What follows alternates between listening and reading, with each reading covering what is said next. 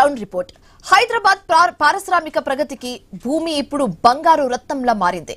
హైదరాబాద్ పారిశ్రామిక ప్రాంతాల్లోని భూములను బహుళ వినియోగ జోన్ గా మారుస్తూ ప్రభుత్వం తెచ్చిన ఉత్తర్వులు వివాదంగా మారుతున్నాయి. పెరుగుతున్న పరిశ్రమలు, విస్తరిస్తున్న నగర అవసరాలు, కొత్త పెట్టుబడుల కోసమంటూ ప్రభుత్వం చెప్పుకుంటుంది. ఓఆర్ఆర్ లోపల సమీప ప్రాంతాల్లోని 22 పారిశ్రామిక వాడల్లో 9,292 ఎకరాల భూమిని గుర్తించి రెసిడెన్షియల్ జోన్ గా మార్చింది. అయితే ఇప్పుడు ఇదే నిర్ణయంపై రాజకీయ రగడ నడుస్తుంది. ఏ భూములు ఎలా ఉన్నాయో దానిపై I News Hyderabad reporter Praveen అందిస్తున్న గ్రౌండ్ రిపోర్ట్ ఇప్పుడు చూద్దాం.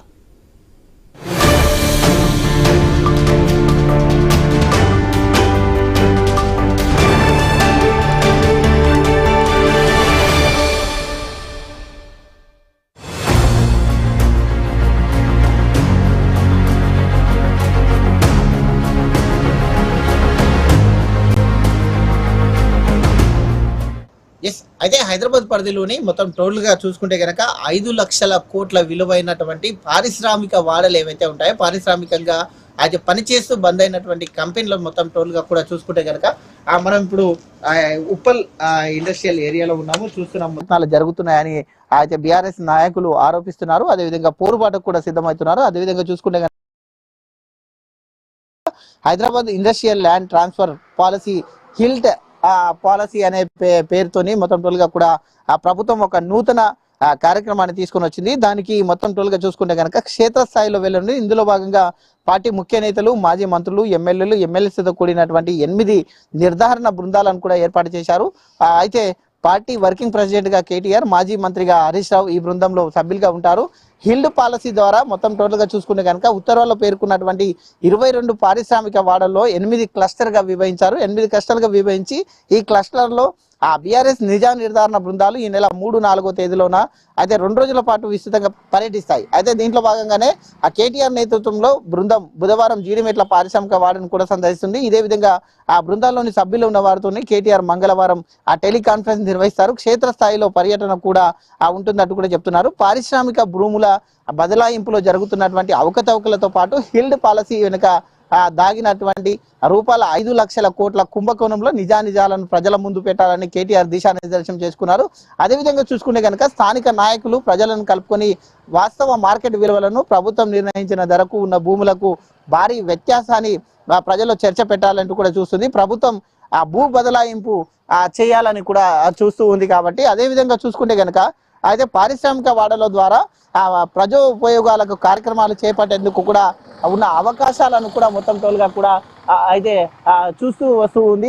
దానిలో భాగంగానే అత్యంత చౌకగా పారిశ్రామికవేత్తల ప్రభుత్వ భూములను ఇవ్వడం వెనకాల చూసుకునే కనుక మొత్తం మనం చూస్తున్నాం. ఈ ఏరియా మొత్తం టోటల్ గా ఇండస్ట్రీకి సంబంధించినటువంటి ఏరియాలో పారిశ్రామికవేత్తలు ప్రభుత్వం వెనుక ఉద్దేశాలని ఈ బృందం ప్రస్తావించాలని కేటీఆర్ పేర్కొన్నారు. సుమారుగా 9,300 ఎకరాల భూమిని మార్కెట్ విలువ కంటే అతి తక్కువగా అయితే కేవలం SRO రేటును 30% రెగ్యులరైజేషన్ చేసి ప్రభుత్వం చూస్తుందని, తద్వారా సుమారుగా 5 లక్షల కోట్ల ప్రజాధనం మొత్తం టోల్గా కూడా వృధా అవుతుందంటూ కూడా చెప్తున్నటువంటి దృశ్యాలను మనం చూస్తూ ఉన్నాం. అదేవిధంగా చూసుకుంటే కనుక అయితే నిజా నిర్ధారణ కమిటీలు కూడా వేశారు. నిజా నిర్ధారణ కమిటీలో భాగంగానే పాషమైలారం, పటంచెరువు, రామచంద్రపురంలో హరీష్ రావు, గంగుల కమలాకర్, దేశపతి శ్రీనివాస్ పాల్గొంటారు. అదేవిధంగా నాచారం, మల్లాపూర్, ఉప్పల్ చెల్లపల్లిలో జగదీశ్వర్ రెడ్డితో పాటు బండారు లక్ష్మారెడ్డి, సురభివాణి పాల్గొంటారు. అదేవిధంగా మౌలాలి, కుషాయిగూడలో మధుసూదనాచారి, తక్కెలపల్లి రవీందర్, మరి జనార్దన్ రెడ్డి పాల్గొంటారు. జీడిమెట్లలో చూసుకుంటే కనుక కేటీఆర్ తో పాటు సత్యవతి రాథోడ్, పల్లా రాజేశ్వర్ రెడ్డి, మాధవరం కృష్ణారావు, కేపీ వివేకానంద్ పాల్గొంటారు. అదేవిధంగా సనత్ నగర్ చూసుకుంటే కనుక సనత్ నగర్ బాలనగర్ లో తలసాని శ్రీనివాస్ యాదవ్ తో పాటు కాలేరి వెంకటేష్, ముఠా గోపాల్, నవీన్ రావులు పాల్గొంటారు. అయితే ఈ నేపథ్యం చూసుకుంటే కాటదాన్ చూసుకుంటే సబితాయింద్ర రెడ్డి, అదే సుధీర్ రెడ్డి, స్వామిగౌడ్, మంచిరెడ్డి కిషన్ రెడ్డి, కార్తిక్ రెడ్డిలు చూసుకుంటారు. అదేవిధంగా మేడ్చల్లో చామకుర మల్లారెడ్డి, షాంబీపూర్ రాజు చూసుకుంటారు. చందులాల్ బహుదారిలోనేమో మహమూద్ అలీ, దాసోజు శ్రవణ్, ఎండి సలీం చూసుకుంటారు. ఈ విధంగా ఉన్నటువంటి ఏవైతే ఆ యొక్క భూములు ఉన్నాయో అయితే కంపెనీలు మొత్తం తొలగా వాడుకలో ఉండి గత కొన్ని రోజులుగా వాడుకలో లేనటువంటి కంపెనీలను అన్నింటినీ కూడా మొత్తం తొలగా కూడా ఇటు పారిశ్రామిక వాడలో ఉండేటటువంటి దాన్ని అయితే ట్రాన్స్మిట్ చేస్తారు. ట్రాన్స్మిట్ చేసి ఈ యొక్క రెసిడెన్షియల్ ఏరియా కానీ లేదంటే ఆ వ్యాపార సముదాయ సంస్థలకు కూడా ఇవ్వాలంటూ ప్రభుత్వం గిల్ట్ అనే దాన్ని నూతనంగా తీసుకొని వచ్చింది. ఈ పాలసీ ద్వారా మొత్తంలో కూడా ఆ పని చేయని ఏవైతే సంస్థలు ఉంటాయో అయితే ఆ పని చేయని సంస్థలు కానీ లేదంటే ఆ పని చేస్తూ వాళ్ళకు లాభం లేకున్నా కూడా వాళ్ళ నుండి తీసుకొని ట్రాన్స్ఫర్ చేసేసి దాంట్లో అనుగుణంగానే ఆ యొక్క దుకాణాల సముదాయం కానీ రెసిడెన్షియల్ అయితే మొత్తంగా కూడా చేయడానికి ప్లాన్ చేస్తుంది. ఈ నేపథ్యం చూసుకుంటే దీంట్లో ఇరు వర్గాలైన ఏవైతే ప్రతిపక్ష పార్టీలు ఏవైతే ఉన్నాయో ఇటు బీఆర్ఎస్ కానీ ఇటు బీజేపీ కానీ వీటి అమ్మకాలను మొత్తంగా సుమారుగా ఈ యొక్క మొత్తం హైదరాబాద్ వ్యాప్తంగా రీజనల్ రింగ్ రోడ్ లోపల ఉండేటటువంటి ఆ యొక్క పారిశ్రామిక వాడ ఏదైతే ఉందో ఆ దాంట్లో మొత్తం 9,300 ఎకరాల భూమి ఉన్నట్టుగా చెప్తున్నారు. అది సుమారుగా అయితే ప్రతిపక్షాలు కూడా ఆరోపిస్తున్నాయి. బీజేపీ వాళ్ళు కూడా ఈ యొక్క అమ్మడం ఏదైతే పారిశ్రామిక ప్రాంతంలో ఉండేటువంటి భూమి ఏదైతే ఉందో దాన్ని అమ్మడం కుదరదు అంటూ కూడా వాళ్ళ గవర్నర్ కు ఒక వినతి పత్రాన్ని కూడా ఇచ్చారు. ఇటు బీఆర్ఎస్ కూడా మొత్తంగా కూడా ఈ యొక్క క్లస్టర్ లో భాగంగా అయితే దీని యొక్క పారిశ్రామిక వాడలను విడదీసి అక్కడ మొత్తం ప్రజలకు అవగాహన కల్పిస్తున్నారు. ఈ యొక్క భూములను అమ్మొద్దు అంటూ కూడా ఈ రోజు నుండి అవగాహన కల్పిస్తున్నారు. అయితే చూడాలి ప్రభుత్వం ఏ విధంగా నిర్ణయం తీసుకుంటది, ప్రతిపక్షాలకు తలొగ్గుతుందా లేదంటే ఆ ప్రభుత్వం అనుకున్న విధంగా అయితే ఈ భూములను మొత్తం కూడా భూములను కానీ ఇటు కంపెనీలు కానీ ఏవైతే వాడుకలో లేవో వాటిని అన్నింటినీ తీసుకొని రెగ్యులరైజేషన్ చేస్తుందా వేచి చూడాలి.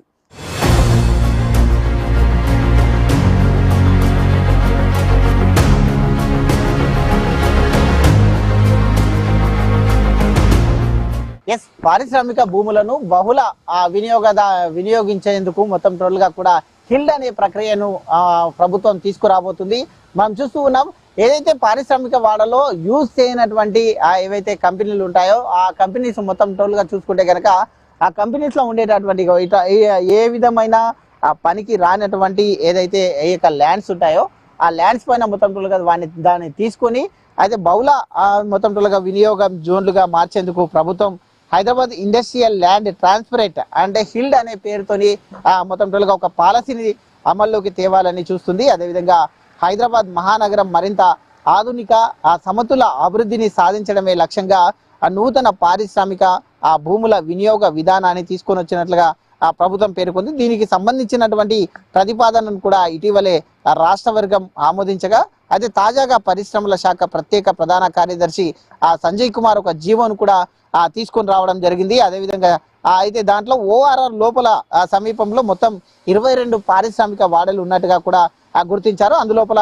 9,292.53 ఎకరాల భూమిని గుర్తించగా ఇందులో చదునుగా చేసింది మొత్తం 4,740 ఎకరాలు గుర్తించారు. పారిశ్రామిక ప్రాంతాల వారిగా అయితే మొత్తం టోల్గా చూసుకుంటే కనుక అయితే టీజీఐసిసి గజం రేట్ ఎంత ఉంది అంటే అనే కోణం లోపల కూడా చూస్తున్నారు. సబ్ రిజిస్టర్ ఆఫీస్ లో అయితే ఈ రేటు ఉందని కూడా తెలుస్తుంది. అనేక దీనికి జీవోలు కూడా పేర్కొంటున్నాయి. ఈ నూతన పాలసీ ప్రభుత్వం ఎందుకు తీసుకొచ్చింది, దీనివల్ల కలిగే ప్రయోజనం ఏమిటి, మార్గదర్శకాలు ఏంటి అనే మొత్తం టోల్గా ఉత్తర్వులో మొత్తం టోల్గా కూడా చూపించడం జరిగింది. అవన్నీ మొత్తం చూసుకుంటే కనుక అది సమస్యల నివారణ కొరకు కూడా అది కొనసాగుతుంది. పూర్వం ఏర్పాటు చేసినటువంటి పారిశ్రామిక ఎస్టేట్ పార్కులు ఇప్పుడు నగరం మధ్యలో ఉండడం వలన అదే పర్యావరణ సామాజిక ఆర్థిక సమస్యలు కూడా తీవ్రమవుతున్నాయంటూ కూడా చెప్తూ ఉన్నారు. అదేవిధంగా చూసుకుంటే కనుక అయితే దీనికి సంబంధించి వీటిని పరిష్కరించేందుకే తెలంగాణ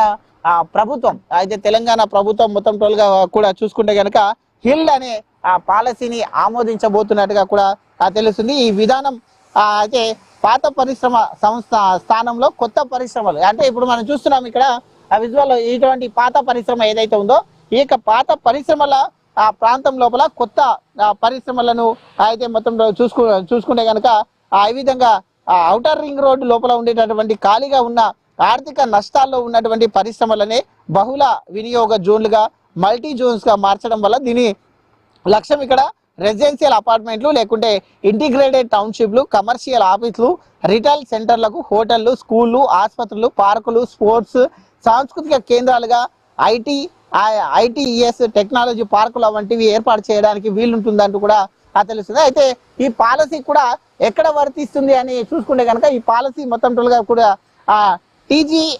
ఐఐసి ఐఎల్ఎల్ఏ ఆధీనంలో ఉన్నటువంటి ఇండస్ట్రియల్ ఎస్టేట్ పార్క్ లో ఆటో నగర్ చెందినటువంటి అయితే ఓఆర్ఆర్ లోపల సమీపంలో ఉన్న స్వతంత్ర స్టాండ్ ఎలైన్ పరిశ్రమల యూనిట్లు కూడా ఉన్నట్టుగా తెలుస్తుంది. అయితే వీటి డెవలప్మెంట్ ఇంపాక్ట్ ఎలా ఉంటుంది చూసుకుంటే కనుక ఈ ఫీజు కూడా చూసుకుంటే ఒక్కసారి మాత్రమే ఉంటుంది. 80 అడుగుల కంటే తక్కువ రోడ్డు ఉన్న ప్లాట్కు మాత్రం ప్రస్తుతం అయితే SRO రేట్లో 30%, 80 అడుగుల లేదా అంతకంటే ఎక్కువగా రోడ్డు ఉన్న ప్లాట్కు SRO రేట్లో 50%. ఈ ఫీజు భూ వినియోగ మార్పిడి CLU ఛార్జీలు కూడా ఉంటాయంటూ కూడా తెలుస్తుంది.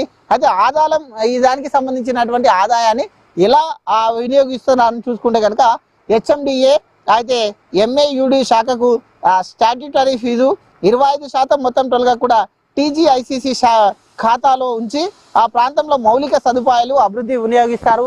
అదే చూసుకుంటే కనుక మొత్తం దీనికి సంబంధించినటువంటి ఏవైతే ఈ దాంట్లో ఉంటుందో TGICC vice chairman and managing director ఈ పాలసీకి అవసరమైనటువంటి ఆపరేషన్ గైడ్ లైన్స్ కూడా త్వరలో తయారు చేస్తారంటూ కూడా తెలుస్తుంది. ఈ నేపథ్యం చూసుకుంటే కనుక అయితే ఇలాంటి ఖాళీ ప్రదేశాలు ఏవైతే ఉంటాయో ఆ ఖాళీ ప్రదేశాలని మొత్తం టోల్గా కూడా ఇటువంటి యూజింగ్ లో లేనటువంటి బిల్డింగ్స్ అన్నిటిని కూడా అయితే ప్రభుత్వం గుర్తించేసి ప్రభుత్వ స్థలంలో ఉండేటువంటి వీటిని గుర్తించి మల్టీ కాంప్లెక్స్ కానీ లేకుంటే బహుళ వినియోగం కింద వీటిని మొత్తం టోల్గా ప్రభుత్వం హిల్ అనే పేరుతో తీసుకొని రావడం జరిగింది.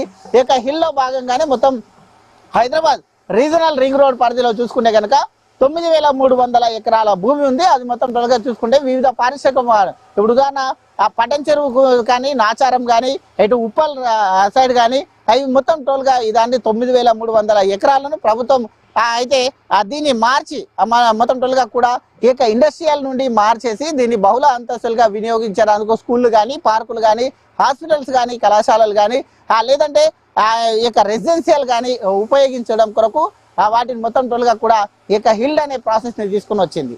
అదే దీనిపైన ప్రతిపక్షాలు కూడా మండిపడుతున్నాయి. ఇటు బీఆర్ఎస్ కానీ ఇటు బీజేపీ కానీ ప్రతిపక్షాలు కూడా మండిపడుతున్నాయి. అయితే ప్రభుత్వం ఎలా ముందుకెళ్తుంది అనేది అయితే వేచి చూడాలి.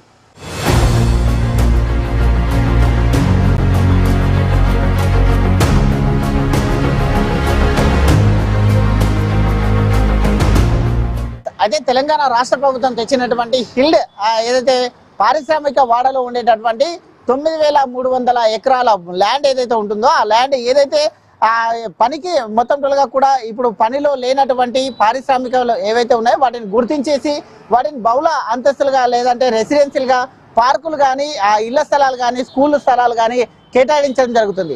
దీనికి అనుగుణంగా వాటిని మొత్తం టోల్గా కూడా ట్రాన్స్ఫర్ చేసేసి ఇది మొత్తం టోల్గా హిల్డ్ అనే ఒక ప్రక్రియ తీసుకొస్తుంది. దానిపైన ఇటు బీజేపీ కానీ బీఆర్ఎస్ కానీ రెండు కూడా అయితే ప్రతిపక్ష నాయకులు మొత్తం టోల్గా కూడా దీనిపైన తీవ్రంగా విమర్శిస్తున్నారు. బీజేపీ మొత్తం టోల్గా పార్టీ నుండి యొక్క గవర్నర్ కూడా కలవడం జరిగింది. మనతో పాటు కార్పొరేటర్ ఉన్నారు, మాట్లాడించే ప్రయత్నం చేద్దాం. అన్న చెప్పండి, అయితే హిల్ అనేది ఒక ప్రక్రియ తీసుకురాబోతున్నారు ప్రభుత్వం నుంచి.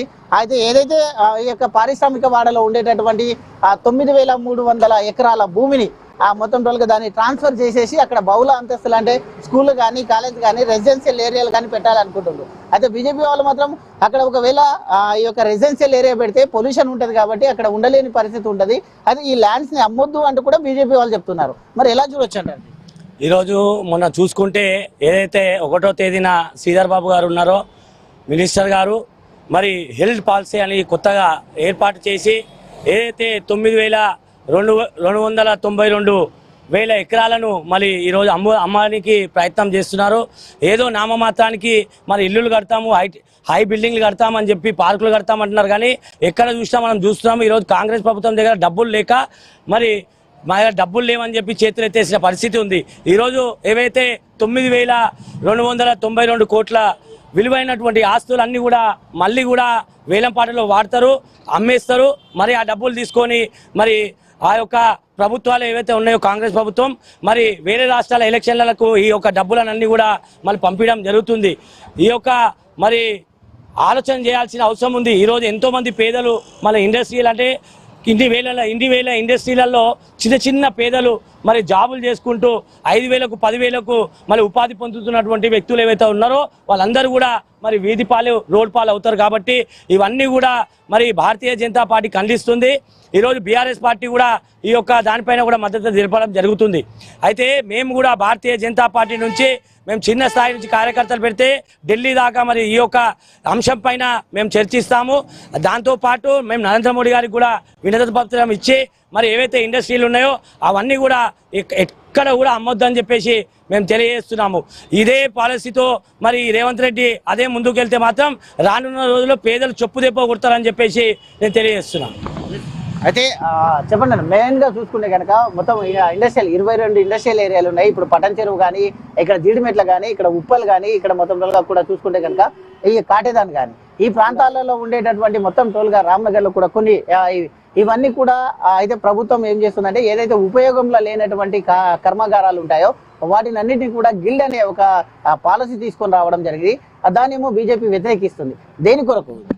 ముఖ్యంగా ఈరోజు రేవంత్ రెడ్డి గారు ఎన్నికల సమయంలో ఆచరణకు నోచుకోలేని పథకాలను హామీలను ప్రజలకిచ్చి అధికారంలోకి వచ్చిన తర్వాత వాటిని అమలు చేయడానికి తగినన్ని ప్రణాళికలు రూపొందించలేక, డబ్బులను సమకూర్చలేక ప్రభుత్వ స్థలాలను అమ్మి హామీలను నెరవేరుస్తామనే ఒక దురాలోచనతో రేవంత్ రెడ్డి గారు ఉన్నారు.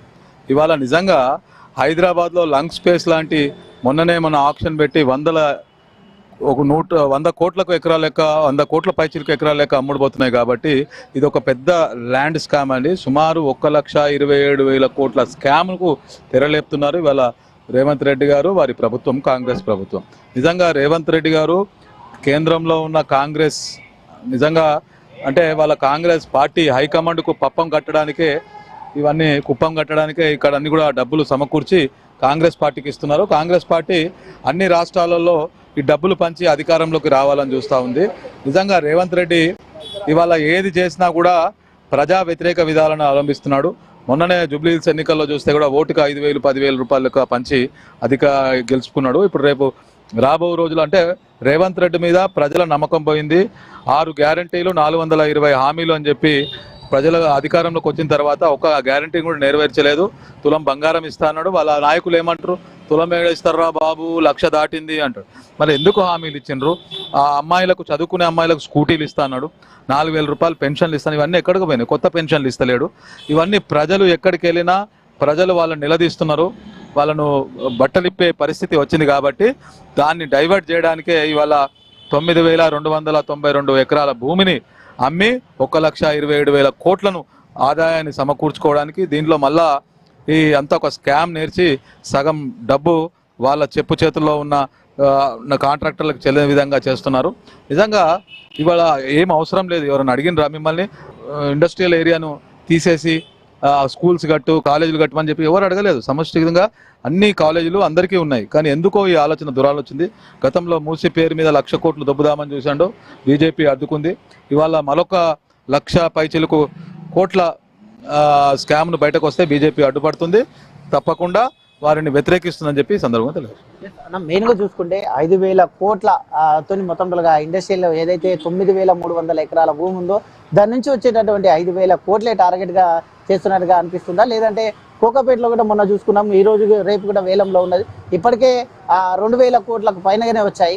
మరి ఇదంతా ప్రాసెస్ చూస్తుంటే బీజేపీ ఒకవైపు విమర్శిస్తుంది, భూములను అన్నింటినీ అమ్ముతే మరి రేపు భవిష్యత్ తరాలకు ఏమిస్తారు అంటూ కూడా అడుగుతున్నారు. మరి ఎలా చూడొచ్చు అంటారు? గతంలో కూడా మనం చూసుకుంటే బీఆర్ఎస్ పార్టీ కూడా సేమ్ ఇదే అలానే చేస్తున్నారు. గతంలో కూడా కొన్ని వేల ఎకరాలు బీఆర్ఎస్ ప్రభుత్వం అమ్మింది. ఈరోజు అది డబ్బులు చేకూర్చుకొని ఈ యొక్క ఎలక్షన్లకు వాడుకుంది. అదేవిధంగా అదే సేమ్ పాలసీతోని మరి కాంగ్రెస్ ప్రభుత్వం కూడా ముందుకు పోతూ మళ్ళీ అదే పాలసీ తీసుకొస్తున్నారు. ఈరోజు పేదలకు కూడా ఎటువంటి న్యాయం జరుగుతలేదు. ఎక్కడ చూసినా పేదలు పేదల్లాగానే ఉంటున్నారు. కానీ ఎక్కడ కూడా డబల్ బెడ్రూమ్లు కానీ ఎక్కడ ఏది కూడా ఇంద్రమ్మ ఇల్లు అంటాడు, దాంతోపాటు పెన్షన్లు అన్నారు, దాంతోపాటు ఈరోజు రేషన్ కార్డులు అన్నారు. కూడా ఎక్కడ కూడా నిమ్మకు నీరెత్తనట్టు వ్యవహరిస్తున్నటువంటి వ్యవస్థ ఈరోజు కాంగ్రెస్ కనబడుతుంది. కాబట్టి మేము ఒక్కటే చెప్తున్నాము, కాంగ్రెస్ ప్రభుత్వానికి ఈరోజు భూములు కాదు, ఎక్కడి నుంచి రెవెన్యూ వస్తుందో ఫస్ట్ మీరు తెలుసుకోవాలా. ఎక్కడి నుంచి రెవెన్యూ ల్యాండ్ ఇప్పుడు చూస్తే మనం ఎక్కడ చూసినా రియల్ ఎస్టేట్ మొత్తం కూడా పడిపోయింది. దానివల్ల కొన్ని లక్షల మంది పేదలు మరి రియల్ ఎస్టేట్లో ఎవరైతే బ్రోకర్స్ ఉన్నారో వాళ్ళందరూ కూడా వీధి పాలై రోడ్డు పాలై అయిపోయినారు. కానీ ఎక్కడ చూసినా అమ్మాలా తినాలే అనే పరిస్థితే ఈరోజు తెలంగాణ నడుస్తుంది. రానున్న రోజుల్లో కాంగ్రెస్ ప్రభుత్వం తెలంగాణ మొత్తంలో ఉన్నటువంటి రాను ఇండస్ట్రీలు అయిపోతాయి. తర్వాత పేదల మీద పడి ఏవైతే రిజిస్ట్రేషన్ లేని భూములు ఉన్నాయో దానిపైన కూడా మళ్ళీ పెట్టి ఆ రిజిస్ట్రేషన్ భూములు కూడా అమ్మే పరిస్థితి ఈ రోజు కాంగ్రెస్ కనబడుతుంది. అయితే ఈ భూములను అన్నింటినీ కూడా మొత్తం టోల్గా తక్కువ ధరకు మొత్తం వాళ్ళకు కావాల్సిన వాళ్ళ అనుచరులకే ఇస్తున్నారంటూ కూడా విమర్శలు చేస్తున్నారు. మీరు అది ఎంతవరకు నిజమంటారు? ఈరోజు కోకాపేటకి వెళ్తే పెద్ద పెద్ద భవనాలన్నీ కూడా మరి ఈరోజు రేవంత్ రెడ్డితో ఉన్నటువంటి అనుచరులే మరి 100 కోట్ల విల్లాలు ఏవైతే ఉన్నాయో అవన్నీ కూడా మరి పుణ్యానికి తీసుకుంటున్నారు. పెద్ద పెద్ద భవనాలు అంటున్నారు కానీ ఎక్కడ కూడా పేదలకు ఎక్కడ కూడా ఉపయోగపడతలేదు. కానీ ఉన్నోడు ఉన్నట్టు అవుతుంది కానీ పేదోడు పేదోడు లెక్కనే ఉంటున్నాడు. ఇవన్నీ కూడా మనం ఆలోచన చేయాల్సిన విషయం అని చెప్పి తెలియజేస్తాం. ఎస్, అదే ఈ దానికి సంబంధించి బీజేపీ కానీ ఇటు మొత్తం టోల్గా కూడా ఎస్ బీజేపీ కానీ బీఆర్ఎస్ కానీ రెండు కూడా దానిపైన ఇది చేస్తున్నది. కాకపోతే ఇటు బీజేపీ కూడా గతంలో బీఆర్ఎస్ పార్టీ కూడా సేమ్ ఇదే విధంగా చేసింది. భూములను అమ్ముకుంటూ పోతే భవిష్యత్ తరాలకు ఏమిస్తారు అంటూ కూడా బీజేపీ ప్రశ్నిస్తుంది. దీనిపైన గవర్నర్ కూడా కలిశారు. ఖచ్చితంగా ఈ యొక్క ఇండస్ట్రియల్ భూములు ఏవైతే ఉంటాయో దాన్ని అమ్మడానికి వీలు లేదు, మొత్తం టోల్గా కూడా దాన్ని అలాగనే పెట్టాలి, ఇంకేదైనా సోర్స్ చేసుకోవాలి, కానీ ఈ విధంగా భూములను అమ్మడం మాత్రం కుదరదంటూ కూడా ఖరాఖండిగా చెప్తూ ఉన్నటువంటి పరిస్థితులను మనం చూస్తున్నాం.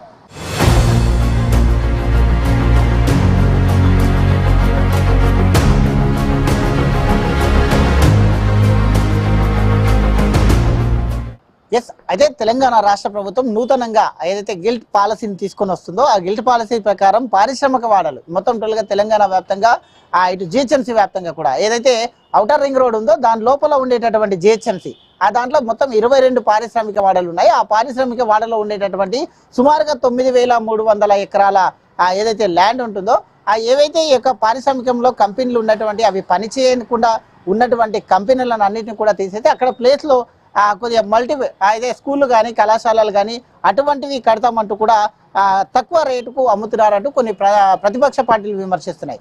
మనతో పాటు మాట్లాడడానికి మొత్తం టోల్గా చూసుకుంటే కనుక మాట్లాడించే ప్రయత్నం చేద్దాం. సార్ చెప్పండి, మీ హోదా చెప్పేసి ఏంది సార్ ఈ విధంగా చేయడం వలన ఎలా చూడవచ్చు? ఔటర్ రింగ్ రోడ్డు పరిధిలో ఉండేటువంటి 22 పారిశ్రామిక ప్రాంతాల్లో 9,300 ఎకరాల భూమిని బహుళ ప్రయోజనాల కోసం ఉపయోగించాలని చెప్పి మంత్రివర్గం ఆమోదించింది. దీని మీద తెలంగాణ రాష్ట్రంలో రాజకీయ వర్గాల్లో అనేక చర్చలు ఈరోజు జరుగుతూ ఉన్నాయి. ప్రభుత్వ భూమిని ప్రైవేటు వాళ్లకు అప్పజెప్పేటువంటి సమయంలో అవినీతి జరుగుతుంది అనేటువంటి చర్చ కూడా ఈరోజు జరుగుతుంది. మేము అడుగుతుంది ఏంటంటే ఈ భూములన్నీ ప్రభుత్వ రంగంలో ఉండేటువంటి భూములు ఏవైతే ఉన్నావో వాటిని అభివృద్ధి కోసం కేటాయించాలి. అభివృద్ధి కోసం కేటాయించేటువంటి దాంట్లో మొదటి ప్రాధాన్యత ఎవరికి ఇవ్వాలి అనేటువంటి చూసినప్పుడు ఎవరైతే ఇల్లు లేనటువంటి పేదలు ఉన్నారో వాళ్లకు మొదటి ప్రాధాన్యత ఇవ్వాలి. ఇప్పుడు మహానగరంగా అభివృద్ధి అవుతుంది. మహానగరంగా అభివృద్ధి కావడమే కాదు, ఇది మొత్తం ప్రపంచంలోనే ఒక పెద్ద నగరంగా అభివృద్ధి చేస్తాం. రీజనల్ రింగ్ రోడ్డు పరిధిలో ఉండేటువంటి 22 మున్సిపాలిటీలను కూడా దీంట్లో కలుపుతాం. ప్రపంచ నగరాల స్థాయికి మొత్తం భారతదేశంలోనే పెద్ద నగరంగా తీర్చిదిద్దాలనేటువంటిది ముఖ్యమంత్రి గారు ప్రణాళికని ప్రకటన చేశారు. ఇట్లాంటి పరిస్థితులలో ఉన్న ప్రభుత్వ భూములన్నింటినీ మల్టీ జోన్లు లేదా బహుళ ప్రయోజనాల కోసం కేటాయించేటువంటి సందర్భంలో అక్కడే పరిశ్రమలు ఉంటాయి, అక్కడే ఇండ్లు ఉంటాయి అని చెప్తున్నారు. అంటే పరిశ్రమలు అనేటువంటివి ఎక్కడుంటాయి? పొల్యూషన్ ఉండేటువంటివి నివాస ప్రాంతాల దగ్గర ఉండేటువంటి అవకాశం లేదు. కాబట్టి వీటన్నింటినీ కూడా ఏకపక్షంగా మంత్రివర్గం ఆమోదించింది, ఇంకా అమలు చేస్తామనేటువంటి విధానం ఏదైతుందో అది సరైనటువంటిది కాదు. ప్రజాస్వామ్యయుతంగా ఒక చర్చ జరగాలి. అసెంబ్లీ ఉంది, అసెంబ్లీలో చర్చించాలి. చర్చించిన తర్వాత దీని ప్రయోజనాలు ఏంటివో అనేటువంటిది ప్రజలకు వివరించాలి. ఈ రకమైనటువంటి అపోహలు రాకుండా చూడాల్సినటువంటి బాధ్యత ప్రభుత్వం మీద ఉంది. ఇప్పుడు అవినీతి అని అంటున్నాయి కొన్ని పార్టీలు. అవినీతి జరుగుతుందా, జరిగేటువంటి ఆస్కారం ఉందా లేదా? లేదు. గతంలో అవసరాల కోసం, ప్రభుత్వ అవసరాల కోసం భూమి సేకరణ చేసేటప్పుడు ఈరోజు కనీసమైనటువంటి పరిహారం ఇవ్వకుండా తీసుకుంటున్నటువంటిది ఉంది. ఈరోజు మరోవైపు మూసిని మొత్తంగా ప్రక్షాళన చేయాలి, బ్రహ్మాండంగా అభివృద్ధి చేయాలి, న్యూయార్క్ నగరం తరహాలో చేయాలనేటువంటిది ప్రభుత్వం చెప్తుంది. ఆ రకంగా చేయాలన్నప్పుడు అందరి అభిప్రాయాలు, అనేక సంస్థలు ఉన్నారు, నిపుణులు ఉన్నారు, వాళ్ళందరి యొక్క అభిప్రాయాలు తీసుకున్న తర్వాత ఒక నిర్ధారణకు రావాలి. లేకపోతే ఏమైపోతుందంటే కారు చౌకగా కట్టబెట్టేటువంటి సందర్భాలు గతంలో జరిగినాయి. ఇప్పుడు కూడా తమకు అవసరమైనటువంటి వాళ్లకు ప్రభుత్వ భూముల్ని కట్టబెడితే గనక దాంట్లో ఖచ్చితంగా వీళ్ళకు క్విడ్ ప్రోకో ఉంటుంది, మీకు ఇది ఇస్తున్నాం మాకు ఇది ఇస్తారు అనేటువంటిది చర్చ జరిగేటువంటి అవకాశం ఉంటుంది. ఆ రకమైనటువంటి చర్చకు కూడా ఆస్కారం లేకుండా ప్రభుత్వం నిర్ణయం తీసుకోవాల్సినటువంటి అవసరం ఉంది. ఆ రకంగా నిజంగానే అభివృద్ధి చేసేదానికి అవకాశం ఉంది అని అనుకున్నప్పుడు ఖచ్చితంగా ఆమోదిస్తారు. ఇక్కడ మన రాష్ట్రం అభివృద్ధి కోసం, మన రాష్ట్ర ఆదాయం పెరిగేదానికోసం, లేదా భవిష్యత్తులో మౌలిక వసతులు ప్రజలకు కల్పించే దానికోసం, ఇండ్లు లేనటువంటి వాళ్ళు ఇప్పుడు మొత్తం రీజనల్ రింగ్ రోడ్డు పరిధిలోనే అయినప్పుడు రాష్ట్రమే మొత్తం 60% పైగా ఇక్కడే ఉంటుంది.